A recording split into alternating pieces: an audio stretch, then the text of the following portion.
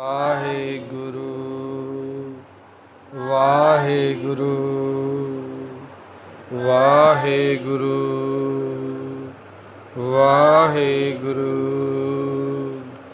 ਵਾਹਿਗੁਰੂ ਵਾਹਿਗੁਰੂ। ਇੱਕ ਓੰਕਾਰ ਸਤਿਨਾਮ ਕਰਤਾ ਪੁਰਖ ਨਿਰਭਉ ਨਿਰਵੈਰ ਅਕਾਲ ਮੂਰਤ ਅਜੂਨੀ ਸੈਭੰ ਗੁਰ ਪ੍ਰਸਾਦਿ। ਇੱਕ ਓੰਕਾਰ ਸਤਿਨਾਮ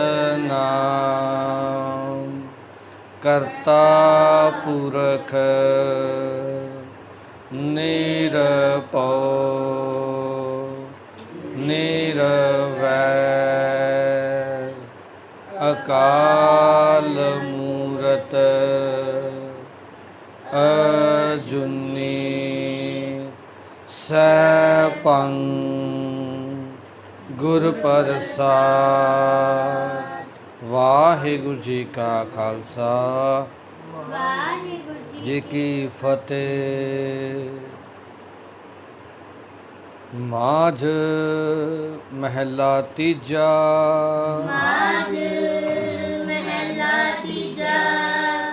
ਗੁਰਮੁਖ ਮਿਲੈ ਮਿਲਾਏ ਆਪੇ।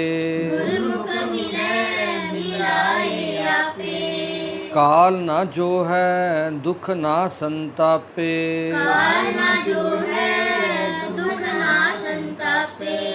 ਹਉ ਮੈਂ ਮਾਰ ਬੰਧਨ ਸਭ ਤੋੜੈ। ਗੁਰਮੁਖ ਸ਼ਬਦ ਸੁਹਾਵਨਿਆ। ਹਉ ਵਾਰੀ ਜੀਉ ਵਾਰੀ। ਹਰ ਹਰ ਨਾਮ ਸੁਹਾਵਨਿਆ। ਗੁਰਮੁਖ ਗਾਵੈ ਗੁਰਮੁਖ ਨਾਚੈ।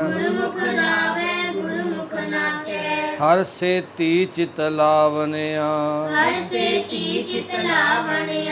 ਰਹਾਉ ਗੁਰਮੁਖ ਜੀਵੈ ਮਰੈ ਪਰਵਾਨ। ਆਰ ਜਾਣਾ ਛਿਜੈ ਸ਼ਬਦ ਪਛਾਨ। ਗੁਰਮੁਖ ਮਰੈ ਨਾ ਕਾਲ ਨਾ ਖਾਏ। ਗੁਰਮੁਖ ਸੱਚ ਸਮਾਵਨਿਆ।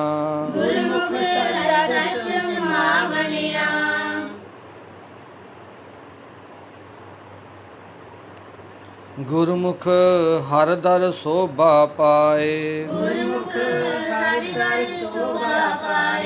ਗੁਰਮੁਖ ਵਿੱਚੋਂ ਆਪ ਗਵਾਏ। ਆਪ ਧਰੈ ਕੁਲ ਸਗਲੇ ਤਾਰੇ। ਗੁਰਮੁਖ ਜਨਮ ਸਵਾਰਨਿਆ। ਗੁਰਮੁਖ ਦੁਖ ਕਦੇ ਨ ਲੱਗੈ ਸ਼ਰੀਰ। ਗੁਰਮੁਖ ਹਉਮੈ ਚੁਕੈ ਪੀਰ। ਗੁਰਮੁਖ ਮਨ ਨਿਰਮਲ ਫਿਰ ਮੈਲ ਨ ਲਾਗੈ।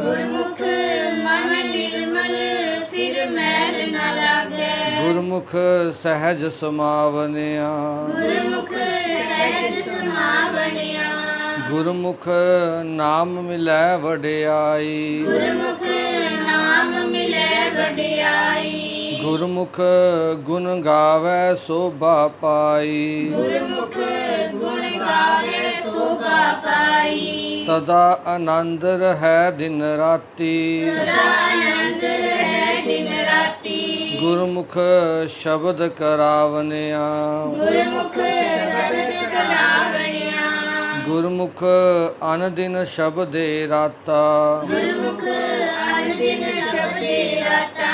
ਗੁਰਮੁਖ ਜੁਗ ਚਾਰੇ ਹੈ ਜਾਤਾ ਗੁਰਮੁਖ ਜੁਗ ਚਾਰੇ ਹੈ ਜਾਤਾ ਗੁਰਮੁਖ ਗੁਣ ਗਾਵੈ ਸਦਾ ਨਿਰਮਲ ਗੁਰਮੁਖ ਗੁਣ ਗਾਵੇ ਸਦਾ ਨਿਰਮਲ ਸ਼ਬਦੇ ਭਗਤ ਕਰਾਵਨਿਆ ਸ਼ਬਦੇ ਭਗਤ ਕਰਾਵਣਿਆ ਬਾਜ ਗੁਰੂ ਹੈ ਅੰਧ ਅੰਧਾਰਾ ਬਾਜ ਗੁਰੂ ਹੈ ਅੰਧ ਅੰਧਾਰਾ ਜਮ ਕਾਲ ਗਰਠੇ ਕਰਹਿ ਪੁਕਾਰਾ ਜਮਕਾਲ ਗਰਠੇ ਕਰੇ ਪੁਕਾਰਾ ਅਨ ਦਿਨ ਰੋਗੀ ਬਿਸ਼ਟਾ ਕੇ ਕੀੜੇ ਅਨਦਿਨ ਰੋਗੀ ਵਿਸ਼ਟਾ ਕੇ ਕੀੜੇ ਬਿਸ਼ਟਾ ਮਹਿ ਦੁਖ ਪਾਵਨਿਆ ਵਿਸ਼ਟਾ ਮੈਂ ਦੁਖ ਪਾਵਣਿਆ ਗੁਰਮੁਖ ਆਪੇ ਕਰੇ ਕਰਾਏ ਗੁਰਮੁਖ ਆਪੇ ਕਰੇ ਕਰਾਏ ਗੁਰਮੁਖ ਹਿਰਦੈ ਉਠਾ ਆਪ ਆਏ ਗੁਰਮੁਖ ਹਿਰਦੈ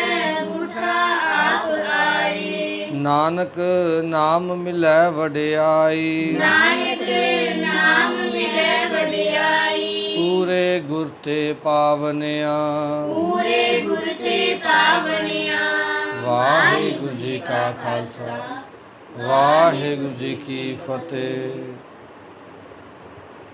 124 ਨੰਬਰ ਪੰਨੇ ਤੇ ਤੀਜੇ ਪਾਤਸ਼ਾਹ ਗੁਰੂ ਅਮਰਦਾਸ ਜੀ ਮਹਾਰਾਜ ਰਾਗ ਵਿੱਚ ਸਾਨੂੰ ਉਪਦੇਸ਼ ਦੇ ਰਹੇ ਨੇ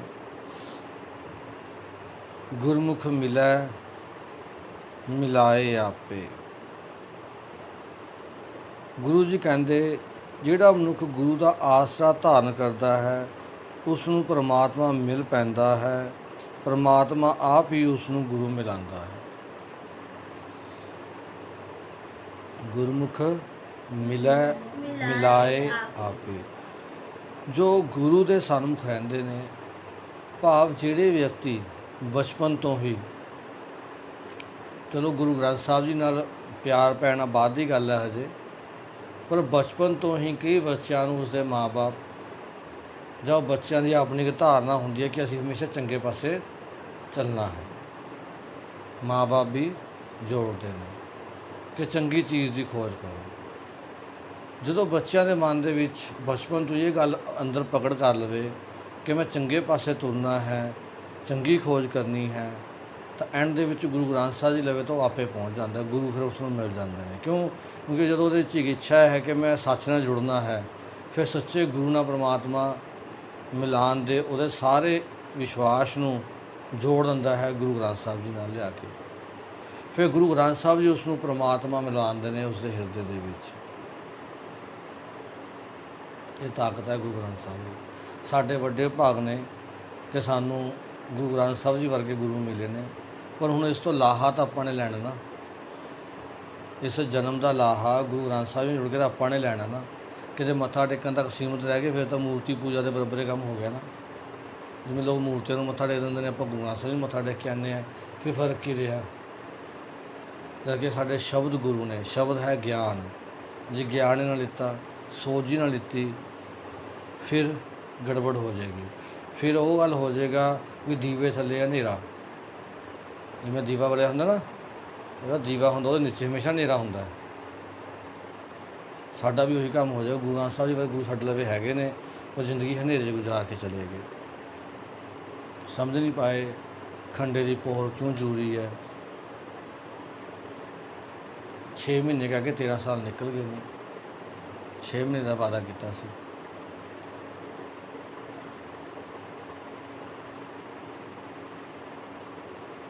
ਜਿਨ੍ਹਾਂ ਦੇ ਆਪਣੇ ਘਰ ਸ਼ੀਸ਼ੇ ਦੇ ਹੁੰਦੇ ਨੇ ਉਹ ਦੂਜਿਆਂ ਦੇ ਘਰਾਂ ਦੇ ਪੱਥਰ ਨਹੀਂ ਗੇਰਦੇ ਇਹ ਮਤਲਬ ਕੀ ਹੈ ਪਤਾ ਵੀ ਜਿਨ੍ਹਾਂ 'ਚ ਆਪਣੇ 'ਚ ਕਮਜ਼ੋਰੀ ਹੋਵੇ ਗਲਤੀ ਹੋਵੇ ਉਹ ਦੂਜੇ ਦੀ ਗਲਤੀ ਕਦੇ ਨਹੀਂ ਹੱਸ ਸਕਦੇ ਰਾਈਟ ਤਾਂ ਗੁਰੂ ਦੇ ਪਿਆਰ ਨੂੰ ਪਹਿਚਾਨੋ ਪਰ ਇਹ ਜੋ ਆਪਾਂ ਕਕਾਰਾਂ ਦੀ ਗੱਲ ਕਰਦੇ ਹਾਂ ਇਹ ਕਕਾਰ ਸਾਡਾ ਕਰਮ ਕਾਂਡ ਨਾ ਬਣ ਕੇ ਰਹਿ ਜਾਣ ਇਹ ਕਕਾਰ ਸਾਡੀ ਪਹਿਚਾਣ ਬਣਨ ਜੇ ਅਸੀਂ ਇਹ ਕਕਾਰ ਪਾਏ ਨੇ ਤਾਂ ਦੂਸਰਾ ਵਿਅਕਤੀ ਦੇਖ ਕੇ ਕਹਿ ਸਕੇ ਕਿ ਇਹ ਵਿਅਕਤੀ ਕਦੇ ਗਲਤ ਕੰਮ ਨਹੀਂ ਕਰੇਗਾ ਇਹ ਇੱਕ ਚੰਗਾ ਇਨਸਾਨ ਹੋਊਗਾ ਇਹ ਪਹਿਚਾਣ ਸਾਡੀ ਇਹਨਾਂ ਕਕਾਰਾਂ ਨਾਲ ਬਣਨੀ ਚਾਹੀਦੀ ਹੈ ਨਹੀਂ ਅਸੀਂ ਇੱਕ ਕਾਰ ਪਾ ਕੇ, ਜਿਵੇਂ ਪੁਲਿਸ ਵਾਲੇ ਵਰਦੀ ਪਾਈ ਹੁੰਦੀ ਹੈ, ਪੁਲਿਸ ਵਾਲੇ ਰਿਸ਼ਵਤਾਂ ਲੈਂਦੇ ਨੇ, ਠੱਗੀਆਂ ਮਾਰਦੇ ਨੇ ਲੋਕਾਂ ਨਾਲ, ਆਪਾਂ ਕੀ ਕਹਿੰਦੇ ਆ? ਆਪਾਂ ਉਹ ਵਰਦੀ ਦੇਖ ਕੇ ਕਹਿੰਦੇ ਨੇ ਪੁਲਿਸ ਵਾਲਾ ਬੰਦਾ ਹੈ। ਭਾਈ ਤੂੰ ਪੁਲਿਸ ਵਾਲਾ ਹੋ ਕੇ ਕੀ ਕੰਮ ਕਰੀ ਜਾਂਦਾ? ਆਪਾਂ ਉਦੋਂ ਇਹ ਵਰਡ ਯੂਜ਼ ਕਰਦੇ ਆ ਨਾ ਵੀ ਤੈਨੂੰ ਤਾਂ ਰੋਕਣਾ ਸੀ, ਉਲਟਾ ਬਾਕੀਆਂ ਨੂੰ ਹਟਾਉਣਾ ਸੀ, ਗ੍ਰਿਫਤਾਰ ਕਰਨਾ ਸੀ, ਤੂੰ ਆਪ ਇਹੋ ਜਿਹੇ ਕੰਮ ਕਰੀ ਜਾਂਦਾ। ਆਪਾਂ ਪੁਲਿਸ ਵਾਲੇ ਵਾਸਤੇ ਸ਼ਬਦ ਇਸਤੇਮਾਲ ਕਰਦੇ ਆ ਨਾ, ਕਿਉਂ ਕਰਦੇ ਆ? ਉਹਨਾਂ ਨੇ ਵਰਦੀ ਪਾਈ ਹੁੰਦੀ ਹੈ। ਇੱਦਾਂ ਹੀ ਜਦੋਂ ਅਸੀਂ ਗੁਰੂ ਨਾਨਕ ਦੀ ਵਰਦੀ ਪਾਈ ਹੋਈ ਹੈ, ਇੱਥੇ ਸਾਡੀ ਵਰਦੀ ਨੂੰ ਕਿੰਤੂ ਪਰੰਤੂ ਹੋਊਗਾ ਵੀ ਹੁਣ ਤਾਂ ਤੂੰ ਗੁਰੂ ਨਾਨਕ ਦਾ ਸਿੱਖ ਹੈ। ਕੰਮ ਕੈਸੇ ਕਰ ਰਹੇ ਹੈ? ਕੈਸੇ ਕੰਮ ਕਰ ਰਹੇ ਹੈ? ਤਾਂ ਅਸੀਂ ਉਸ ਚੀਜ਼ ਦੇ ਧਾਰਨੀ ਬਣਨਾ, ਪੱਕਾ ਹੋਣਾ ਹੈ।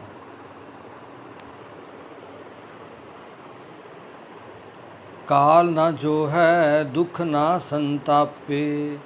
ਫਿਰ ਜਦੋਂ ਗੁਰੂ ਦੇ ਅਨੁਸਾਰ ਜ਼ਿੰਦਗੀ ਜਿਲ ਕੇ ਪਰਮਾਤਮਾ ਪ੍ਰਭੂ ਪਤੀ ਮਿਲ ਜਾਂਦਾ ਹੈ, ਕਾਲ ਨਾ ਜੋ ਹੈ, ਫਿਰ ਮੌਤ ਦਾ ਡਰ ਨਹੀਂ ਰਹਿੰਦਾ। ਫਿਰ ਮੌਤ ਉਸ ਨੂੰ ਡਰਾ ਨਹੀਂ ਸਕਦੀ। ਕਿ ਭਾਈ ਤਾਰੂ ਸਿੰਘ ਡਰੇ ਸੀ? ਕਿ ਛੋਟੇ ਸਾਹਿਬਜ਼ਾਦੇ ਮੌਤ ਤੋਂ ਡਰੇ ਸੀ? ਕੋਈ ਗੱਲ ਸੁਣੀ ਆਪਣੀ ਮਾੜਾ ਜਿਹਾ ਭੈ ਆਇਆ ਹੋਵੇ? ਕਾਲ ਨਾ ਜੋ ਹੈ, ਮੌਤ ਡਰਾ ਨਹੀਂ ਸਕਦੀ।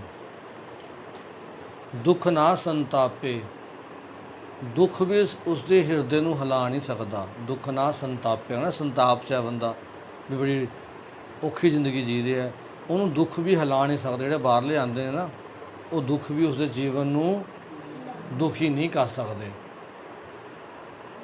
ਉਸ 'ਚ ਵੀ ਚੜ੍ਹਦੀ ਕਲਾ 'ਚ ਰਹਿੰਦੇ ਨੇ।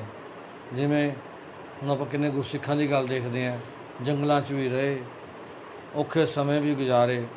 ਸੁਣਿਆ ਕਿਸੇ ਗੁਰਸਿੱਖ ਨੇ, ਉਸ ਵਕਤ ਦੇ ਸਿੱਖ ਨੇ ਬੇਮੁਖ ਹੋ ਕੇ ਧਰਮ ਪਰਿਵਰਤਨ ਕਰ ਲਿਆ ਹੋਵੇ, ਕੋਈ ਦੂਜੇ ਧਰਮ ਨੂੰ ਅਪਣਾ ਲਿਆ ਹੋਵੇ? ਸੁਣਿਆ ਕਿਸੇ ਨੇ? ਕਿੰਨੇ ਦੁੱਖ ਸੀਗੇ। ਸਿਰ 'ਤੇ ਮੌਤ ਵੀ ਮਟਾਉਂਦੀ ਸੀ। ਉਹ ਸਿੱਖਾਂ ਦੇ ਸਿਰਾਂ ਦੇ ਮੁੱਲ ਪਏ ਹੋਏ ਸੀ ਵੀ ਜੇ ਕੋਈ ਸਿੱਖ ਦੇਸ਼ ਜਿਹੜਾ ਉਹਨੂੰ ਗਲਾ ਵੱਢ ਕੇ ਲੈ ਕੇ ਆਊਗਾ, ਉਹਨੂੰ ਉਸ ਟਾਈਮ ਦੇ ਇਨਾਮ ਮਿਲਦੇ ਸੀਗੇ। ਪਰ ਫਿਰ ਵੀ ਨਾ ਉਹ ਗੁਰਸਿੱਖ ਡਰੇ, ਨਾ ਦੁੱਖਾਂ ਦੀ ਪਰਵਾਹ ਕੀਤੀ। ਪਰ ਅੱਜ ਸਾਡੇ ਸਿਰ 'ਤੇ ਹੈ ਜੇ ਕੋਈ ਮੁੱਲ ਵੀ ਨਹੀਂ ਪਏ ਸਾਡੇ ਸਿਰਾਂ 'ਤੇ, ਹੈ ਨਾ? ਅਸੀਂ ਫਿਰ ਗੁਰੂ ਤੋਂ ਬੇਮੁਖ ਹੋ ਚੁੱਕੇ ਹਾਂ। ਅੱਜ ਤਾਂ ਕੋਈ ਮੁੱਲ ਨਹੀਂ ਪਏ। ਅੱਜ ਉਹ ਦੁੱਖ ਵੀ ਨਹੀਂ ਹੈਗੇ ਜਿਹੜੇ ਦੁੱਖ ਉਹਨਾਂ ਨੇ ਸਹਾਰੇ ਨੇ। ਪੱਤੇ ਖਾ ਕੇ ਜ਼ਿੰਦਗੀਆਂ ਗੁਜ਼ਾਰੀਆਂ ਨੇ, ਦਰਖਤਾਂ ਦੇ, ਰੋਟੀ ਖਾਣ ਨੂੰ ਨਹੀਂ ਸੀ ਜੰਗਲਾਂ 'ਚ, ਫਿਰ ਵੀ ਜੀਵਨ ਗੁਜ਼ਾਰੇ ਨੇ।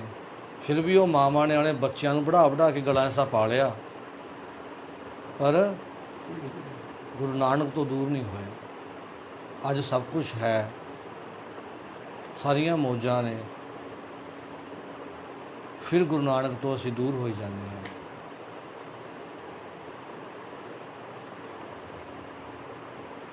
ਇਹ ਬੜਾ ਸੋਚਣ ਦਾ ਵਿਸ਼ਾ ਹੈ, ਸਮਝਣ ਦਾ ਵਿਸ਼ਾ ਹੈ।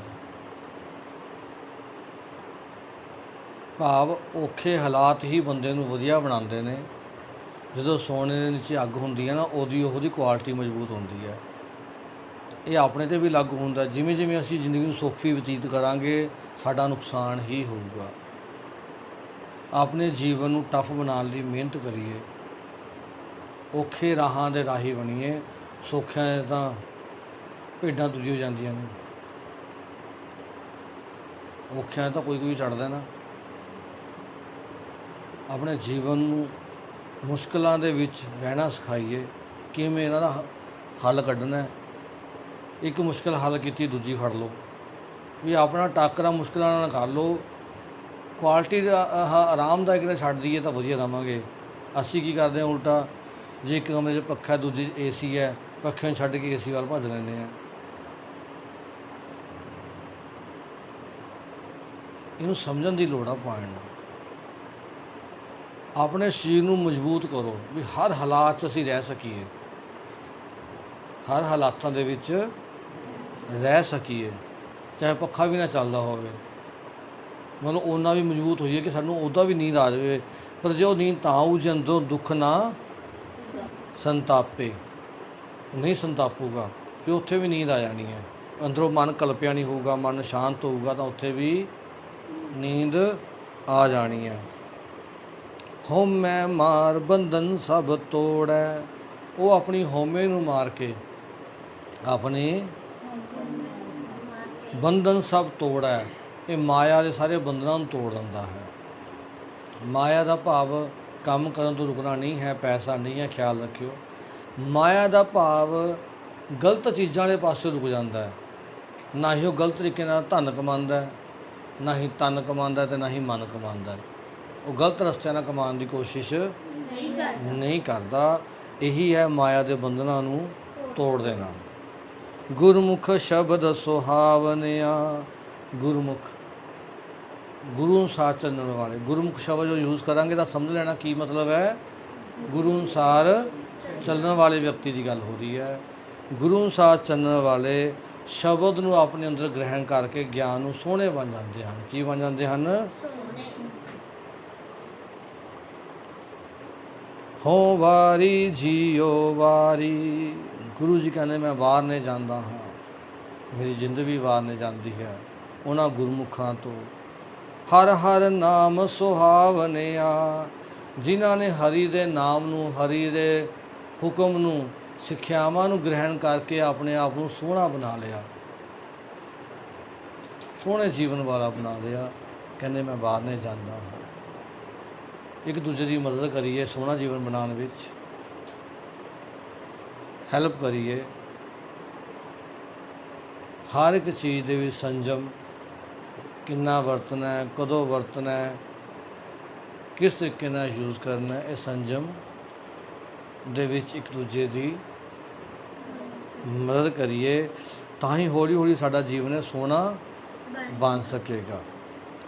ਗੁਰਮੁਖ ਗਾਵੇ ਗੁਰਮੁਖ ਨਾਚੈ। ਗੁਰਮੁਖ ਦਾ ਮਨ ਗਾਉਂਦਾ ਹੈ, ਗੁਰਮੁਖ ਦਾ ਮਨ ਨੱਚਦਾ ਹੈ। ਉੱਪਰੋਂ ਨਹੀਂ ਨੱਚਣਾ ਹੈਗਾ, ਰਾਸਾਂ ਨਹੀਂ ਪਾਣੀਆਂ ਨੱਚਣਾ, ਉਹ ਨਹੀਂ ਗੱਲ, ਨੱਚਣ ਦੀ ਗੱਲ ਕੀਤੀ। ਅੰਦਰਲਾ ਮਨ, ਆਤਮਾ ਜਿਹਨੂੰ ਕਹਿੰਦੇ ਆ, ਸੀਰ ਮਤਲਬ ਆਨੰਦਮਈ ਹੋ ਜਾਂਦਾ ਮਨ ਅੰਦਰਲਾ। ਹਰ ਸੇਤੀ ਚਿੱਤ ਲਾਵਨਿਆ। ਜਿਹੜੇ ਹਰੀ ਦੇ ਨਾਲ ਆਪਣੇ ਚਿੱਤ ਨੂੰ ਜੋੜ ਲੈਂਦੇ ਨੇ, ਉਸ ਦੇ ਸਿੱਖਿਆਵਾਂ ਨਾਲ, ਉਸ ਦੇ ਨਾਮ ਨਾਲ ਆਪਣੇ ਚਿੱਤ ਨੂੰ ਜੋੜ ਲੈਂਦੇ ਨੇ। ਰਹਾਓ ਆਪਾਂ ਨੇ ਜੋੜਨਾ, ਆਪਾਂ ਨੇ ਵੀ ਮਿਹਨਤ ਕਰਨੀ ਹੈ ਜੋੜਨ ਦੀ। ਸਾਡਾ ਮਨ ਵੀ ਨੱਚੇ, ਸਾਡਾ ਮਨ ਵੀ ਗਾਵੇ, ਅਸੀਂ ਵੀ ਉਸ ਅਵਸਥਾ ਤੱਕ ਜਾਈਏ ਜਦੋਂ ਸਾਡਾ ਜੀਵਨ ਸੋਹਣਾ ਬਣ ਜਾਵੇ। ਗੁਰਮੁਖ ਜੀਵੈ ਮਰੈ ਪਰਵਾਨ। ਜੋ ਗੁਰੂ ਦੇ ਅਨੁਸਾਰ ਚੱਲਣ ਵਾਲੇ ਨੇ ਉਹ ਜੀਵਨ ਅਤੇ ਮੌਤ ਦੋਨਾਂ ਨੂੰ ਪ੍ਰਵਾਨ ਕਰਦੇ ਨੇ। ਘਰੇ ਕੋਈ ਬੱਚਾ ਆ ਜਾਵੇ, ਚਾਹੇ ਉਹ ਬੱਚਾ ਕੁੜੀ ਹੈ, ਮੁੰਡਾ ਹੈ, ਧੀ ਹੈ, ਉਹ ਫਰਕ ਨਹੀਂ ਰੱਖਦੇ, ਉਹ ਪ੍ਰਵਾਨ ਕਰਦੇ ਨੇ ਉਸੇ ਤਰੀਕੇ ਨਾਲ, ਇੱਕੋ ਰੂਪ ਸਮਝ ਕੇ। ਨਾ ਕਿ ਮੁੰਡੇ ਦੇ ਧੀ ਦੇ ਵਿੱਚ ਫਰਕ ਕਰਦੇ ਨੇ। ਮੂੰਹ 'ਚ ਹੱਥ ਨਾ ਪਾਓ ਭਾਈ ਸਾਹਿਬ ਜੀ। ਅਤੇ ਪਰਿਵਾਰ ਦੇ ਵਿੱਚ ਮੌਤਾਂ ਵੀ ਹੁੰਦੀਆਂ ਨੇ, ਉਹਨੂੰ ਵੀ ਖੀੜੇ ਮੱਥੇ ਪ੍ਰਵਾਨ ਕਰਦੇ ਨੇ। ਮਤਲਬ ਖੀੜੇ ਮੱਥੇ, ਰੋਕੇ ਨਹੀਂ, ਖੀੜੇ ਮੱਥੇ ਵੀ। ਠੀਕ ਹੈ, ਆਇਆ ਵੀ ਸੀ ਅਤੇ ਚਲਾ ਵੀ ਗਿਆ। ਮੈਂ ਵੀ ਚਲੇ ਜਾਣਾ, ਅਸਾਂ ਵੀ ਉੱਥੇ ਜਾਣਾ, ਇੱਕ ਦਿਨ ਆਪਾਂ ਨੇ ਰਹਿਣਾ। ਤਾਂ ਕਿਸ ਦੇਖੋ ਦੁੱਖ ਤਾਂ ਜ਼ਰੂਰ ਹੁੰਦਾ। ਹੁਣ ਤਾਂ ਆਪਾਂ ਇੱਕ ਤੋਤਾ ਵੀ ਉਡਾ ਦਈਏ, ਇੱਕ ਪੰਛੀ ਉਡਾ ਦਈਏ, ਦਰਦ ਤਾਂ ਉਹਦਾ ਵੀ ਹੁੰਦਾ। ਪਰ ਗੁਰੂ ਜੀ ਕਹਿੰਦੇ ਜਦੋਂ ਗੁਰਮੁਖ ਦੇ ਲੈਵਲ 'ਤੇ ਪਹੁੰਚ ਜਾਂਦੇ ਨਾ, ਮਨ ਸਮਝ ਜਾਂਦਾ ਵੀ ਮੈਨੇ ਵੀ ਜਾਣਾ ਹੀ ਹੈ। ਜਿੱਥੇ ਮੈਨੇ ਜਾਣਾ ਉੱਥੇ ਉਹ ਮੇਰੇ ਤੋਂ ਪਹਿਲਾਂ ਚਲਾ ਗਿਆ, ਫਿਰ ਕੀ ਹੋ ਗਿਆ, ਮੈਂ ਵੀ ਜਾ ਕੇ ਮਿਲ ਲੂँਗਾ। ਪਰ ਉਹ ਆਪਣੇ ਜੀਵਨ ਦੇ ਟਾਰਗੇਟ ਨੂੰ ਛਿੜਕਣ ਨਹੀਂ ਦਿੰਦੇ। ਉਹ ਰਾਹਾਂ ਤੋਂ ਆਪਣੇ ਇੱਧਰ ਭੜਕਦੇ ਨਹੀਂ ਹਨ ਕੁਝ ਚੀਜ਼ਾਂ ਦੇ ਵਾਪਰਨ ਨਾਲ। ਠੀਕ ਹੈ ਜੀ। ਪਰ ਉਹ ਅਵਸਥਾ ਲਈ ਵੀ ਮਿਹਨਤ ਸਾਨੂੰ ਕਰਨੀ ਪੈਣੀ ਹੈ। ਆਰ ਜਾਣਾ ਛਿਜੈ ਸ਼ਬਦ ਪਛਾਨ। ਆਰਜਾ ਉਮਰ ਨਾ ਛਿਜੈ ਵਿਅਰਥ ਨਹੀਂ ਜਾਂਦੀ। ਸ਼ਬਦ ਨੂੰ ਦੀ ਪਹਿਚਾਣ ਕਰਨ ਨਾਲ ਉਹਨਾਂ ਦੀ ਜਿਹੜੀ ਉਮਰ ਹੈ, ਸਮਾਂ, ਉਹ ਵਿਅਰਥ ਨਹੀਂ ਜਾਂਦਾ। ਆਰਜਾ ਮਤਲਬ ਉਮਰ, ਨਾ ਛਿਜੈ ਵਿਅਰਥ ਨਾ ਜਾਣਾ। ਉਹਨਾਂ ਦੀ ਉਮਰ ਵਿਅਰਥ ਨਹੀਂ ਜਾਂਦੀ, ਸਮਾਂ ਬਰਬਾਦ ਨਹੀਂ ਕਰਦੇ ਜਿਹੜੇ ਸ਼ਬਦ ਨੂੰ ਪਹਿਚਾਣ ਲੈਂਦੇ ਨੇ। ਦੇਖੋ ਕਿੱਡੀ ਵੱਡੀ ਗੱਲ ਗੁਰੂ ਨਾਨਕ ਪਾਤਸ਼ਾਹ ਤੀਜੇ ਰੂਪ ਆਪਾਂ ਨੂੰ ਸਮਝਾ ਰਹੇ ਨੇ। ਸਮੇਂ ਦੀ ਬਰਬਾਦੀ ਉਹ ਨਹੀਂ ਕਰਦੇ, ਸ਼ਬਦ ਨੂੰ ਪਹਿਚਾਨਣ ਵਾਲੇ। ਗੁਰਮੁਖ ਮਰੈ ਨਾ ਕਾਲ ਨਾ ਖਾਏ। ਕਿਉਂਕਿ ਗੁਰਮੁਖ ਕਦੇ ਨਹੀਂ ਮਰਦੇ, ਉਹਨਾਂ ਦੀ ਆਤਮਕ ਮੌਤ ਕਦੇ ਨਹੀਂ ਹੁੰਦੀ। ਭਾਵ ਉਹਨਾਂ ਦੀ ਆਤਮਾ ਦੁਖੀ ਨਹੀਂ ਹੁੰਦੀ, ਉਹਨਾਂ ਦੀ ਆਤਮਕ ਮੌਤ ਨਹੀਂ ਹੁੰਦੀ। ਉਹ ਹਮੇਸ਼ਾ ਚੜ੍ਹਦੀ ਕਲਾ ਵਿੱਚ ਰਹਿੰਦੇ ਨੇ, ਕੁਛ ਕਰਕੇ ਦਿਖਾਉਣ ਦੇ ਜੋਸ਼ 'ਚ ਰਹਿੰਦੇ ਨੇ ਉਹ। ਕਾਲ ਨਾ ਖਾਏ, ਕਾਲ ਨਾ ਖਾਏ ਦਾ ਮਤਲਬ ਹੁੰਦਾ ਵੀ ਸਮਾਂ ਉਹਨਾਂ ਨੂੰ ਭੁਲਾਉਂਦਾ ਨਹੀਂ ਹੈ। ਜਿਵੇਂ ਆਮ ਲੋਕਾਂ ਦਾ ਕਾਲ ਖਾ ਜਾਂਦਾ ਹੈ, ਕਾਲ ਖਾਣ ਦਾ ਮਤਲਬ ਕੀ ਹੈ, ਸਮੇਂ 'ਚ ਦਫਨ ਹੋ ਜਾਂਦੇ ਨੇ, ਕੋਈ ਜਾਣਦਾ ਨਹੀਂ ਕੀ ਗੱਲ ਹੈ, ਕੋਈ ਬਾਤ ਹੈ, ਕਿੰਨੇ ਆਏ ਕਿੰਨੇ ਗਏ, ਕਾਲ ਖਾ ਗਿਆ। ਪਰ ਉਹਨਾਂ ਵਿਅਕਤੀਆਂ ਨੂੰ ਕਾਲ ਨਹੀਂ ਖਾਂਦਾ। ਭਗਤ ਪੂਰਨ ਸਿੰਘ ਜੀ ਅੱਜ ਵੀ ਹੈਗੇ, ਯਾਦ ਕਰਦੇ ਨਹੀਂ ਕਰਦੇ ਕਿ ਕਾਲ ਉਹਨਾਂ ਦੇ ਨਾਮ ਨੂੰ ਮਿਟਾ ਸਕਿਆ। ਜਿੰਨੇ ਵੀ ਆਪਾਂ ਦੇਖੋ ਸੁਕਰਾਤ ਦੀ ਗੱਲ ਕੀਤੀ ਸੀ ਆਪਾਂ ਨੇ, ਕਿੰਨੇ ਹਜ਼ਾਰਾਂ ਸਾਲ ਪਹਿਲਾਂ, ਕਿੰਨੇ ਕੀ ਸੁਕਰਾਤ ਅੱਜ ਵੀ ਜਿੰਦਾ ਨਹੀਂ ਹੈ? ਕਾਲ ਨਹੀਂ ਖਾ ਸਕਦਾ, ਪਰ ਰਾਹ ਸਹੀ ਅਪਣਾਉਣੇ ਪੈਣਗੇ। ਗੁਰਮੁਖ ਸੱਚ ਸਮਾਵਨਿਆ, ਕਿਉਂਕਿ ਗੁਰੂ ਸਾਚਣ ਵਾਲੇ ਸੱਚ ਦਾ ਹੀ ਰੂਪ ਹੋ ਜਾਂਦੇ ਨੇ, ਉਹਨਾਂ ਵਿੱਚ ਸੱਚ ਹੀ ਸੱਚ ਸਮਾ ਜਾਂਦਾ। ਝੂਠ ਦੀ ਗੱਲ ਬੜੀ ਦੂਰ ਚਲੀ ਜਾਂਦੀ ਹੈ। ਗੁਰਮੁਖ ਹਰ ਦਰ ਸੋਭਾ ਪਾਏ, ਗੁਰੂ ਸਾਚਣ ਵਾਲੇ ਉਸ ਪਰਮਾਤਮਾ ਦੇ ਦਰ 'ਤੇ ਸੋਭਾ ਪ੍ਰਾਪਤ ਕਰਦੇ ਨੇ। ਪਰਮਾਤਮਾ ਨੂੰ ਪਿਆਰ ਕਰਦਾ ਹੈ, ਵਡਿਆਈਆਂ ਦਿੰਦਾ ਹੈ। ਗੁਰਮੁਖ ਵਿੱਚੋਂ ਆਪ ਗਵਾਏ, ਗੁਰੂ ਸਾਥ ਚੱਲਣ ਵਾਲੇ ਆਪਣੇ ਵਿੱਚੋਂ ਮੈਂ ਨੂੰ ਗਵਾ ਦਿੰਦੇ ਹਨ। ਮੈਂ ਕਰਨੀ ਉਹ ਬੰਦ ਕਰ ਦਿੰਦੇ ਹਨ, ਛੱਡ ਦਿੰਦੇ ਹਨ, ਖਤਮ ਕਰ ਲੈਂਦੇ ਹਨ। ਹਮੇਸ਼ਾ ਹੀ ਤਤਪਰ ਰਹਿੰਦੇ ਨੇ ਕੁਝ ਕਰਨ ਲਈ, ਕੁਝ ਸਿੱਖਣ ਲਈ। ਇਹ ਨਹੀਂ ਕਹਿੰਦੇ ਕਿ ਮੈਨੂੰ ਆਉਂਦਾ ਹੈ, ਆਪ ਨੂੰ ਗਵਾ ਲੈਂਦੇ ਨੇ। ਆਪਾ ਭਾਵ ਗਵਾਉਣਾ ਹੀ ਹੋ ਗਿਆ ਨਾ। ਜੇ ਕੋਈ ਬੰਦਾ ਕਹਿੰਦਾ ਵੀ ਮੈਂ ਤੁਹਾਨੂੰ ਸਿਖਾਵਾਂ, ਜੇ ਤਾਂ ਆਪਾ ਭਾਵ ਚੂਗਾ ਨਹੀਂ ਮੈਨੂੰ ਤਾਂ ਆਉਂਦਾ ਜੀ, ਨਹੀਂ ਅਗਲਾ ਕਹਿੰਦਾ ਵੀ ਉਹ ਕਰ ਵੀ ਕੀ ਰਿਹਾ, ਕਿਤਾ ਕੋਈ ਨਵੀਂ ਗੱਲ ਪਤਾ ਲੱਗ ਜਾਵੇ। ਜੇ ਆਪਾ ਭਾਵ ਗਵਾਇਆ ਹੋਊਗਾ, ਫਿਰ ਉਹ ਹਉਮੈ ਨੂੰ ਛੋਟੀ ਕਰੂਗਾ ਆਪਣੀ ਨੂੰ, ਫਿਰ ਉਹ ਕਹੂਗਾ ਵੀ ਸ਼ਾਇਦ ਕੁਛ ਨਵਾਂ ਹੀ ਦੱਸੇ, ਕਿਉਂਕਿ ਹਰ ਇੱਕ ਬੰਦਾ ਕਿਸੇ ਵੀ ਚੀਜ਼ ਨੂੰ ਨਵੇਂ ਤਰੀਕੇ ਨਾਲ ਦੱਸ ਕੇ ਕੋਈ ਨਵੀਂ ਸਿੱਖਿਆ ਦੇ ਸਕਦਾ ਹੈ। ਚਾਹੇ ਤੁਹਾਨੂੰ ਆਉਂਦੀ ਵੀ ਹੈ, ਦੁਬਾਰਾ ਸਿੱਖ ਲਾਂਗੇ, ਪ੍ਰੈਕਟਿਸ ਹੋ ਜੂਗੀ, ਰਿਵੀਜ਼ਨ ਹੋ ਜਾਏਗੀ, ਤੁਸੀਂ ਬੈਸਟ ਪਾਸ। ਤੁਹਾਡੇ ਲਈ ਵੀ ਦੇਖੋ, ਇੱਕ ਗਿਆਨ ਤੁਹਾਡੇ ਲਈ ਵੀ ਆ ਰਿਹਾ, ਇੱਕ ਇਹ ਲਿਆ ਕੇ ਇਹਨੇ ਮੈਨੂੰ ਕੋਈ ਗੱਲ ਦੱਸਤੀ, ਉਹਦੇ ਨਾਲ ਮਿਲਦੀ ਜੁਲਦੀ, ਇੱਕ ਤੈਨੇ ਲਿਆ ਕੇ ਮੈਨੂੰ ਮਿਲਦੀ ਜੁਲਦੀ ਗੱਲ ਦੱਸਤੀ। ਤੁਹਾਡੇ ਤਿੰਨਾਂ ਲਈ ਤਾਂ ਇਕੱਲੀ ਗੱਲ ਹੈ, ਪਰ ਮੇਰੇ ਲਈ ਤਾਂ ਤਿੰਨਾਂ ਦੀ ਗੱਲ ਹੋ ਗਈ। ਜੇ ਮੈਂ ਸੁਣ ਲਈ ਤੰਗੀ ਦਾ ਧਿਆਨ ਨਾਲ, ਤਾਂ ਮੇਰੇ ਲਈ ਤਾਂ ਜ਼ਿਆਦਾ ਨੌਲੇਜ ਖੜੀ ਹੋ ਗਈ, ਤੁਹਾਡੇ ਨਾਲ ਵਧੀਆ ਕੁਛ ਕਰਨ ਦੀ। ਸਮਝੋ ਇਸ ਪੁਆਇੰਟ ਨੂੰ। ਚਾਹੇ ਚੀਜ਼ ਉਹੀ ਹੈ, ਇਹਨੇ ਆਪਣੇ ਤਰੀਕੇ ਨਾਲ ਦੱਸੀ ਮੈਨੂੰ, ਇਹਨੇ ਆਪਣੇ ਨਾਲ, ਮੇਰੇ ਲਈ ਤਿੰਨਾਂ ਦੀ ਚੀਜ਼ ਆ ਗਈ। ਤਾਂ ਤਿੰਨਾਂ ਦੀ ਚੀਜ਼ ਆਉਣ ਨਾਲ ਮੇਰੇ ਗਿਆਨ 'ਚ ਕੀ ਹੋ ਗਿਆ, ਵਾਧਾ ਹੋਇਆ ਨਾ। ਉਸ ਚੀਜ਼ ਦਾ ਮੈਨੂੰ ਫਾਇਦਾ ਹੋਊਗਾ ਨਾ, ਕਿਉਂਕਿ ਮੇਰੇ ਲਈ ਕੋਈ ਚੌਥਾ ਬੰਦਾ ਆਊਗਾ, ਸੁਣ ਕੇ ਦੇਖੋ, ਮਤਲਬ ਇਹਦਾ ਵੀ ਗਿਆਨ ਹੈ, ਇਹਦਾ ਵੀ ਗਿਆਨ ਹੈ, ਮੈਂ ਉਹਨੂੰ ਹੁਣ ਤੁਹਾਡੇ ਤਿੰਨਾਂ ਨਾਲ ਵਧੀਆ ਐਕਸਪਲੇਨ ਕਰ ਦੂੰਗਾ, ਕਿਉਂਕਿ ਤੁਸੀਂ ਤਿੰਨੇ ਆਪਣਾ ਕਰਨਾ, ਉਹਨੇ ਕੱਲਾ ਆਪਣਾ ਕਰਨਾ। ਮੈਨੇ ਤਿੰਨਾਂ ਦੀ ਗੱਲ ਤਾਂ ਗੁਰੂ ਦੀ ਗੱਲ ਕਰ ਦੇਣੀ ਹੈ, ਤਾਂ ਪ੍ਰਭਾਵ ਕਿਹਦਾ ਜ਼ਿਆਦਾ ਪਿਆ, ਤਾਂ ਵਡਿਆਈ ਹੋਊਗੀ ਨਾ। ਜਿੰਨਾ ਸਿੱਖੋਗੇ, ਆਪਣੀ ਹਉਮੈ ਨੂੰ ਮਾਰ ਕੇ ਗਿਆਨ ਗ੍ਰਹਿਣ ਕਰੋਗੇ, ਸੋਭਾ ਹੋਵੇਗੀ ਹੀ ਹੋਵੇਗੀ, ਪ੍ਰਾਪਤੀ ਹੋਵੇਗੀ ਹੀ ਹੋਵੇਗੀ। ਇਹੀ ਸਾਨੂੰ ਗੁਰੂ ਜੀ ਦ੍ਰਿੜ ਕਰਾ ਰਹੇ ਨੇ। ਪਰ ਆਪਾ ਭਾਵ ਗਵਾ ਕੇ ਹੰਕਾਰੀ ਨਹੀਂ ਕਦੀ ਬਣਨਾ। ਆਪ ਤਰੈ ਕੁਲ ਸਗਲੇ ਤਾਰੇ, ਉਹ ਆਪ ਵੀ ਤਰ ਜਾਂਦੇ ਨੇ ਜੀਵਨ 'ਚ, ਅਤੇ ਜਿਹੜੇ ਉਹਨਾਂ ਦੇ ਰਾਹਾਂ 'ਤੇ ਚੱਲਦੇ ਨੇ, ਕੁੱਲ ਉਹਨਾਂ ਦੇ ਪਿੱਛੇ ਚੱਲਣ ਵਾਲੇ, ਉਹ ਵੀ ਇੱਕ ਮੰਜ਼ਿਲ 'ਤੇ ਪਹੁੰਚ ਜਾਂਦੇ ਨੇ। ਗੁਰਮੁਖ ਜਨਮ ਸਵਾਰਨਿਆ, ਗੁਰੂ ਸਾਥ ਚੱਲਣ ਵਾਲੇ ਆਪਣਾ ਜਨਮ ਸਵਾਰ ਕੇ ਫਿਰ ਚਲੇ ਜਾਂਦੇ ਨੇ, ਜੀਵਨ ਵਧੀਆ ਗੁਜ਼ਾਰ ਕੇ ਕੁਛ ਕਰਕੇ ਚਲੇ ਜਾਂਦੇ ਨੇ। ਗੁਰਮੁਖ ਦੁੱਖ ਕਦੇ ਨਾ ਲੱਗੈ ਸਰੀਰ, ਗੁਰਮੁਖ ਨੂੰ, ਗੁਰੂ ਸਾਥ ਚੱਲਣ ਨੂੰ, ਸਰੀਰ ਦੇ ਨੂੰ ਉਹ ਦੁੱਖ ਮਹਿਸੂਸ ਨਹੀਂ ਹੁੰਦੇ ਜਿਹੜੇ ਆਮ ਵਿਅਕਤੀ ਨੂੰ ਮਹਿਸੂਸ ਹੁੰਦੇ ਨੇ। ਜਿਵੇਂ ਇੱਕ ਛੋਟੀ ਜਿਹੀ ਆਪਾਂ ਕਹਾਣੀ ਦੀ ਗੱਲ ਕਰ ਲਓ, ਸਿੱਖਿਆ ਦੀ ਗੱਲ ਕਰ ਲਓ। ਇੱਕ ਪ੍ਰੋਫੈਸਰ ਸੀਗੇ, ਪਰ ਰੱਬ ਨੂੰ ਪਿਆਰ ਕਰਨ ਵਾਲੇ, ਪੜ੍ਹਾਉਂਦੇ ਸੀਗੇ ਆਪਾਂ ਨੇ, ਉਹ ਅਸਲ ਵਿਦਿਆ 'ਚ ਪੜ੍ਹੀ ਹੈ ਨਾ। ਅਸਲ ਵਿਦਿਆ ਦੇ ਵਿੱਚ ਅੱਲਾ ਨੂੰ ਯਾਦ ਕਰਨ ਵਾਲੇ, ਪਰਮਾਤਮਾ ਦੇ ਪਿਆਰ ਕਰਨ ਵਾਲੇ ਸੀਗੇ। ਜਦੋਂ ਉਹਨਾਂ ਦਾ ਹਾਰਟ ਦਾ, ਦਿਲ ਦਾ ਆਪਰੇਸ਼ਨ ਹੋਇਆ, ਉਹ ਕਹਿੰਦੇ ਭਾਈ ਸਾਹਿਬ, ਕਹਿੰਦੇ ਮੈਂ ਹਾਲ ਚਾਲ ਪੁੱਛਣ ਚਲਾ ਗਿਆ। ਕਹਿੰਦੇ ਭਾਈ, ਉਹਨੇ ਪੁੱਛਿਆ ਵੀ ਭਾਈ ਕਿਵੇਂ ਹੋ ਜੀ ਤੁਸੀਂ? ਕਹਿੰਦੇ ਮੈਂ ਠੀਕ ਹੈ। ਕਹਿੰਦੇ ਤੁਹਾਡਾ ਆਪਰੇਸ਼ਨ ਹੋਇਆ? ਕਹਿੰਦੇ ਫਿਰ ਦਿਲ ਨੂੰ ਪੁੱਛ ਲੈ, ਮੈਂ ਤਾਂ ਠੀਕ ਹੈ, ਮੈਨੂੰ ਤਾਂ ਕੋਈ ਚੱਕਰ ਨਹੀਂ ਹੈਗਾ। ਮਤਲਬ ਕੋਈ ਦਰਦ ਮਹਿਸੂਸ ਨਾ ਹੋਣਾ, ਮਤਲਬ ਉੱਪਰ ਉੱਠ ਜਾਣਾ ਉਸ ਸੁਰਤ ਦਾ, ਉਸ ਤਾਕਤ ਦਾ, ਦਿਮਾਗ ਦੀ ਦਾ, ਉਹ ਗਿਆਨ ਦੇ ਪਰਦੇ ਨਾਲ ਖੁੱਲ੍ਹ ਜਾਣਾ। ਫਿਰ ਉਹ ਦੁੱਖ ਤੋਂ ਵੀ ਬਹੁਤ ਉੱਪਰ ਉੱਠ ਖੜ੍ਹਦੇ ਨੇ ਸਰੀਰ ਨੂੰ। ਜਿਹੜਾ ਬੰਦਾ ਸਰੀਰ ਦੇ ਦੁੱਖ ਤੋਂ ਉੱਪਰ ਖੜਦਾ ਹੈ, ਤੁਸੀਂ ਦੇਖੋ ਉਹਨੂੰ ਬਿਮਾਰੀਆਂ ਵੀ ਘੱਟ ਲੱਗਦੀਆਂ ਨੇ, ਕਿਉਂਕਿ ਫਾਲਤੂ ਸੋਚਦਾ ਨਹੀਂ, ਟੈਨਸ਼ਨ ਨਹੀਂ ਲੈਂਦਾ। ਸਿਰਫ ਜਿਵੇਂ ਆਪਾਂ ਸਾਰੇ ਮੇਰੇ ਵਰਗੇ ਸਾਰੇ ਸੋਚੀ ਜਾਂਦਾ, ਉਹ ਸੋਚ ਕੇ ਕੰਨਾਂ ਸੀ ਦੀਆਂ ਆਵਾਜ਼ਾਂ ਲੈ ਜਾਂਦੀਆਂ ਨੇ, ਹੈ ਨਾ। ਫਿਰ ਦਿਮਾਗ ਸੋਚਣ ਵਾਲੇ ਸਿਰ ਦੁਖਦੇ ਨੇ ਹਨ, ਢਿੱਡ ਦੁਖਦੇ ਨੇ, ਹਰ ਇੱਕ BP ਹੁੰਦਾ, ਸਟ੍ਰੈਸ ਨਾਲ ਸ਼ੂਗਰਾਂ ਹੁੰਦੀਆਂ ਨੇ, ਕਿੰਨੀਆਂ ਬਿਮਾਰੀਆਂ ਸਰੀਰ ਨੂੰ ਲੱਗ ਜਾਂਦੀਆਂ ਨੇ। ਪਰ ਜਿਹੜੇ ਸਮਤਲ ਰਹਿੰਦੇ ਨੇ ਉਹਨਾਂ ਦੇ ਬੜੇ ਚਾਂਸ ਘੱਟ ਨੇ। ਗੁਰਮੁਖ ਹਉਮੈ ਚੁਕੈ ਪੀਰ, ਉਹਦੇ ਪੀਰ ਦਾ ਮਤਲਬ ਪੀੜ ਹੈ, ਦਰਦ ਹੈ। ਪੀਰ ਦੂਜਾ ਪੀਰ ਨਹੀਂ, ਬਾਬਿਆਂ ਵਾਲਾ ਪੀਰ ਨਹੀਂ ਹੈਗਾ। ਪੀਰ ਦਾ ਮਤਲਬ ਜਿਹੜੀ ਹਉਮੈ ਕਰਕੇ ਦਰਦ ਹੈ ਨਾ ਸਾਡੇ ਅੰਦਰ, ਇਹਨੇ ਮੈਨੂੰ ਆਹ ਗੱਲ ਕਿਉਂ ਕਹਿਤੀ, ਇਹਨੇ ਚਾਹੇ ਵੱਡੇ ਹੈ ਆਪਣੇ ਵੱਲ ਆਪਾਂ ਦੇਖਦੇ ਹਾਂ ਵੀ ਇਹਨੇ ਮੈਨੂੰ ਛੋਟੇ ਨੇ ਆਹ ਗੱਲ ਕਿਉਂ ਕਹਿਤੀ। ਜੇ ਸੱਸ ਨੂੰਹ ਦੀ ਵੀ ਗੱਲ ਕਰਦੇ ਹਾਂ, ਆਪਸੀ ਤੁਸੀਂ ਸੋਚ ਕੇ ਦੇਖੋ ਇਹਨੇ ਮੈਨੂੰ ਆਹ ਗੱਲ ਕਿਉਂ ਕਹਿਤੀ। ਇਹ ਹਉਮੈ ਦੀ ਪੀੜ, ਜਿਹੜਾ ਦਰਦ ਆ ਉਹ ਖਤਮ ਹੋ ਜਾਂਦਾ ਗੁਰੂ ਨੂੰ ਸਾਥ ਚੱਲ ਕੇ। ਉਹ ਕਹਿੰਦੇ ਉਹ ਉਸਨੂੰ ਸਮਝਦਾ ਵੀ ਇਹ ਵੱਡੀ ਕੋਈ ਗੱਲ ਹੈ ਹੀ ਨਹੀਂ, ਇਹ ਤਾਂ ਬੇਕਾਰ ਜਿਹੀਆਂ ਗੱਲਾਂ ਨੇ, ਉਹ ਸਮਝਾਉਣ ਲੱਗ ਜਾਂਦੀ ਹੈ, ਉਹ ਪੀੜ ਉਸਦੀ ਖਤਮ ਹੋ ਜਾਂਦੀ ਹੈ। ਗੁਰਮੁਖ ਮਨ ਨਿਰਮਲ, ਗੁਰਮੁਖ ਦੇ ਅਨੁਸਾਰ ਚੱਲਣ ਵਾਲੇ ਦਾ ਮਨ ਕੀ ਹੋ ਜਾਂਦਾ ਹੈ? ਨਿਰਮਲ ਦਾ ਮਤਲਬ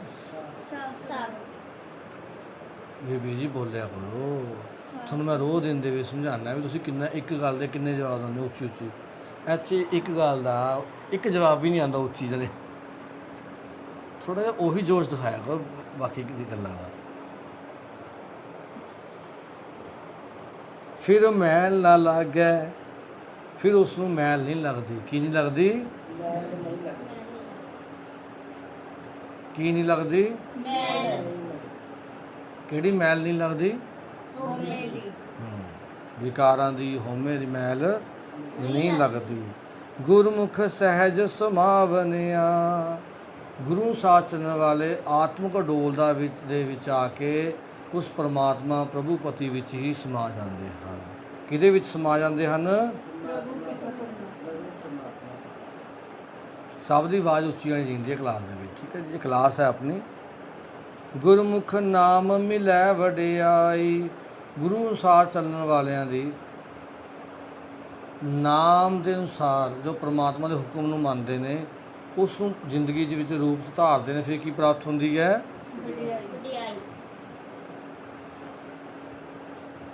ਫਿਰ ਕੀ ਪ੍ਰਾਪਤ ਹੁੰਦੀ ਹੈ ਜੀ? ਵਡਿਆਈ ਪ੍ਰਾਪਤ ਹੁੰਦੀ ਹੈ। ਗੁਰਮੁਖ ਗੁਣ ਗਾਵੈ ਸੋਭਾ ਪਾਈ, ਗੁਰੂ ਅਨੁਸਾਰ ਚੱਲਣ ਵਾਲੇ ਗੁਣਾ ਵਾਲਾ ਜੀਵਨ ਜਿੰਦੇ ਹਨ। ਗੁਣ ਗਾਵੈ ਦਾ ਮਤਲਬ ਗੁਣਾ ਵਾਲਾ। ਫਿਰ ਕੀ ਪ੍ਰਾਪਤ ਹੁੰਦੀ ਹੈ? ਸੋਭਾ ਪਾਈ। ਕੀ ਪ੍ਰਾਪਤ ਹੁੰਦੀ ਹੈ?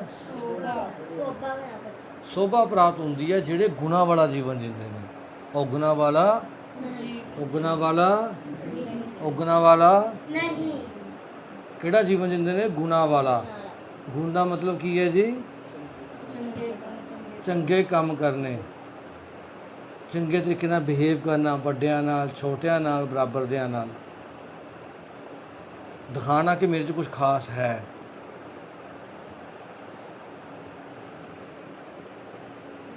ਸਦਾ, ਫਿਰ ਕੀ ਹੁੰਦਾ ਹੈ? ਕਹਿੰਦੇ ਸਦਾ ਆਨੰਦ ਹੈ ਦਿਨ ਰਾਤੀ, ਫਿਰ ਹਮੇਸ਼ਾ ਹੀ ਦਿਨ ਰਾਤ ਉਹ ਆਨੰਦਮਈ ਜੀਵਨ ਜਿਉਂਦੇ ਨੇ, ਆਨੰਦ ਵਿੱਚ ਰਹਿੰਦੇ ਨੇ। ਗੁਰਮੁਖ ਸ਼ਬਦ ਕਰਾਵਨਿਆ, ਗੁਰਮੁਖ ਸ਼ਬਦ ਕਰਾਵਨਿਆ। ਹੁਣ ਕਹਿੰਦੇ ਨੇ ਗੁਰੂ ਸਾਥ ਚੱਲਣ ਵਾਲੇ ਉਸ ਪਰਮਾਤਮਾ ਦੀ ਹੀ ਸਿਫਤ ਸਲਾਹ ਦੀ ਕਾਰ ਕਰਦੇ ਹਨ। ਸ਼ਬਦ ਕਰਾਵਨਿਆ ਭਾਵ ਸ਼ਬਦ ਅਨੁਸਾਰ ਹੀ ਕਾਰ ਵਿਹਾਰ ਕਰਦੇ ਹਨ, ਸ਼ਬਦ ਅਨੁਸਾਰ ਹੀ ਆਪਣੇ ਜੀਵਨ ਨੂੰ ਜੀਂਦੇ ਹਨ। ਗੁਰਮੁਖ ਅਨਦਿਨ ਸ਼ਬਦੇ ਰਾਤਾ, ਗੁਰੂ ਅਨੁਸਾਰ ਚੱਲਣ ਵਾਲੇ ਆਂਦੀ ਦਾ ਮਤਲਬ ਹਰ ਰੋਜ਼ ਸ਼ਬਦ ਵਿੱਚ ਹੀ ਰੰਗੇ ਰਹਿੰਦੇ, ਭਾਵ ਗਿਆਨ ਦੇ ਹੀ ਧਾਰਨੀ ਬਣੇ ਰਹਿੰਦੇ ਹਨ, ਗਿਆਨ ਹੀ ਸਿੱਖਦੇ ਹਨ, ਫਾਲਤੂ ਸਮਾਂ ਖਰਾਬ ਨਹੀਂ ਕਰਦੇ। ਗੁਰਮੁਖ ਜੁਗ ਚਾਰੇ ਹੈ ਜਾਤਾ, ਗੁਰੂ ਅਨੁਸਾਰ ਚੱਲਣ ਵਾਲਿਆਂ ਨੂੰ ਜਦ ਤੱਕ ਦੁਨੀਆ ਰਹਿੰਦੀ ਹੈ ਯਾਦ ਕੀਤਾ ਜਾਂਦਾ ਹੈ। ਜੁਗ ਚਾਰੇ ਹੈ ਜਾਤਾ, ਇਹਦਾ ਮਤਲਬ ਸਮੇਂ ਦਾ ਵੀ ਬਹੁਤ ਲੰਬਾ ਸਮਾਂ ਉਹਨਾਂ ਨੂੰ ਯਾਦ ਕੀਤਾ ਜਾਂਦਾ ਹੈ। ਗੁਰਮੁਖ ਗੁਣ ਗਾਵੈ ਸਦਾ ਨਿਰਮਲ, ਜਿਹੜੇ ਗੁਰਮੁਖ ਨੇ ਉਹ ਸਦਾ ਹੀ ਨਿਰਮਲ ਸਾਫ ਸੁਥਰੇ ਤਰੀਕੇ ਨਾਲ ਗੁਣ ਗਾਉਂਦੇ ਹਨ, ਚੰਗੇ ਗੁਣ ਗਾਉਂਦੇ ਹਨ, ਮਾੜੇ ਕੰਮਾਂ ਵਾਲੇ ਪਾਸੇ ਨਹੀਂ ਲੱਗਦੇ। ਗੁਰੂ ਨਾਨਕ ਦੇ ਅਨੁਸਾਰ ਚੱਲ ਕੇ, ਗੁਰੂ ਦੇ ਅਨੁਸਾਰ ਚੱਲ ਕੇ ਉਸ ਪਰਮਾਤਮਾ ਦੀ ਸਿਫਤ ਸਲਾਹ ਕਰਦੇ ਹਨ। ਨਿਰਮਲ ਸ਼ਬਦੇ ਭਗਤ ਕਰਾਵਨਿਆ, ਤੇ ਸ਼ਬਦ ਅਨੁਸਾਰ ਜ਼ਿੰਦਗੀ ਜੀ ਕੇ ਭਗਤੀ ਕਰਦੇ ਹਨ। ਆਪਣੀ ਮਰਜ਼ੀ ਨਾਲ ਨਹੀਂ ਭਗਤੀਆਂ ਕਰਦੇ, ਆਪਣੇ ਬਣਾਈ ਹੋਈਆਂ ਚੀਜ਼ਾਂ ਅਨੁਸਾਰ ਨਹੀਂ ਚੱਲਦੇ।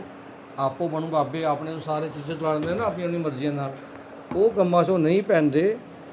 ਉਹ ਸ਼ਬਦ ਦੇ ਅਨੁਸਾਰ ਭਗਤੀ ਕਰਦੇ ਨੇ, ਜਿਵੇਂ ਗੁਰੂ ਨਾਨਕ ਪਾਤਸ਼ਾਹ ਸਾਨੂੰ ਸਮਝਾ ਰਹੇ ਨੇ।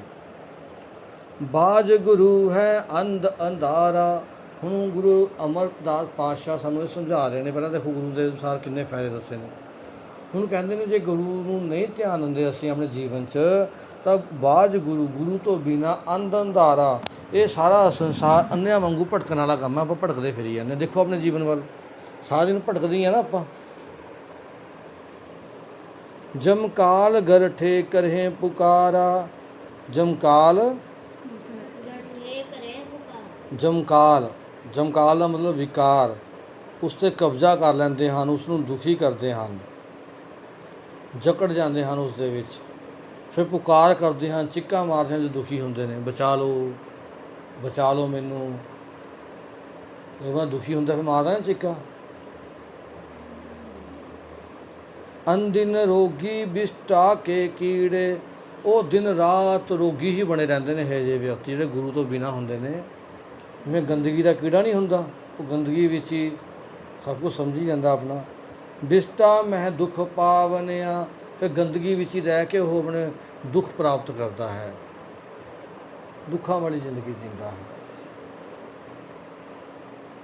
ਗੁਰਮੁਖ ਆਪੇ ਕਰੇ ਕਰਾਏ। ਗੁਰਮੁਖ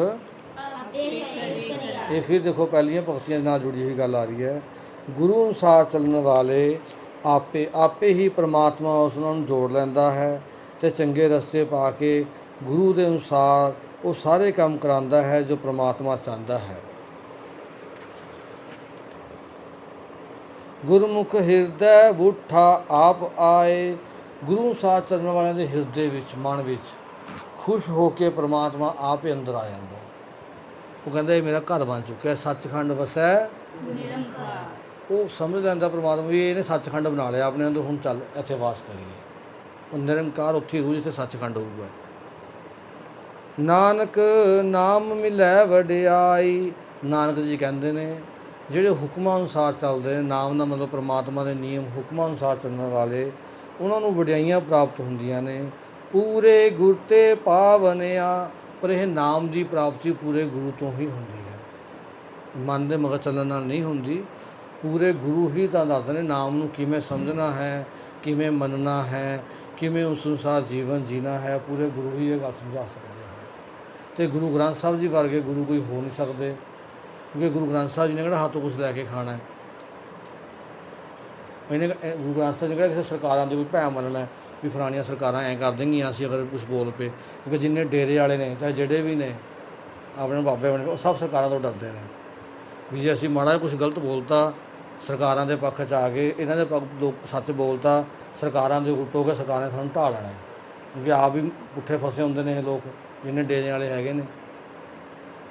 ਹੁਣ ਕਿਸਾਨ ਅੰਦੋਲਨ ਹੋ ਰਿਹਾ, ਕਿੰਨੇ ਕੁ ਡੇਰੇ ਵਾਲਿਆਂ ਦਾ ਨਾਮ ਸੁਣਦੇ, ਮੂਹਰੇ ਖੜੇ ਜੰਗ ਲੜਨ 'ਚ ਸਹੀ ਹੋ ਰਹੇ ਨੇ, ਸਰਕਾਰਾਂ ਖਿਲਾਫ ਬੋਲ ਰਹੇ ਨੇ। ਚਾਹੇ ਉਹ ਅਕਾਲੀਆਂ ਦੀ ਸਰਕਾਰ ਹੈ, ਕਾਂਗਰਸੀ ਹੈ, BJP ਸਰਕਾਰਾਂ ਨੇ ਕਿਸੇ ਖਿਲਾਫ ਬੋਲਦੇ ਹੋਣ। ਇਹ ਸੁਣਿਆ ਕਿਸੇ ਡੇਰੇ ਵਾਲੇ ਨੇ ਜਾ ਕੇ ਇਹਦੇ ਧਰਨਾ ਲਾਇਆ ਹੋਵੇ ਸਰਕਾਰਾਂ ਦੇ ਖਿਲਾਫ? ਨਹੀਂ ਲਾਉਂਦੇ, ਕਿਉਂਕਿ ਇਹਨਾਂ ਦੇ ਆਪਣੇ ਬੜੇ ਕੁਕਰਮ ਕੀਤੇ ਹੁੰਦੇ ਨੇ, ਮਾੜੇ ਪਾਸੇ ਤੁਰੇ ਹੁੰਦੇ ਨੇ, ਅਤੇ ਸਰਕਾਰਾਂ ਸਾਰੀਆਂ ਇਹਨਾਂ ਦੀ ਪੋਲਾਂ ਪਤਾ ਹੁੰਦੀਆਂ ਨੇ, ਲੂਪ ਪੋਲਸ। ਉਹਨੂੰ ਪਤਾ ਵੀ ਜੇ ਅਸੀਂ ਬੋਲਾਂਗੇ ਉਹਨਾਂ ਸਾਡੇ ਫੱਟੇ ਚੱਕ ਦਿੰਦੇ ਨੇ। ਪਰ ਗੁਰੂ ਗ੍ਰੰਥ ਸਾਹਿਬ ਵੀ ਐਸੇ ਗੁਰੂ ਨੇ ਜਿਨ੍ਹਾਂ ਨੂੰ ਕਿਸੇ ਦਾ ਕੋਈ ਡਰ ਨਹੀਂ, ਜੋ ਨਿਰਭਉ ਨੇ, ਨਿਰਵੈਰ ਨੇ। ਤਾਂ ਸੱਚੇ ਗੁਰੂ ਦੇ ਲੜ ਲੱਗੀਏ, ਇੱਧਰਲੇ ਉੱਧਰਲੇ ਬਾਬਿਆਂ ਨੂੰ ਛੱਡ ਦਈਏ, ਆਪੂ ਬਣਿਆਂ ਨੂੰ। ਉਹ ਤੁਹਾਡੇ ਸਿਰਫ ਸਮੇਂ ਦੀ, ਤੁਹਾਡੇ ਤਨ ਦੀ, ਤੁਹਾਡੇ ਮਨ ਦੀ ਲੁੱਟ ਖਸੁੱਟ ਹੀ ਕਰਦੇ ਨੇ। ਵਾਹਿਗੁਰੂ ਜੀ ਕਾ ਖਾਲਸਾ, ਵਾਹਿਗੁਰੂ ਜੀ ਕੀ ਫਤਿਹ।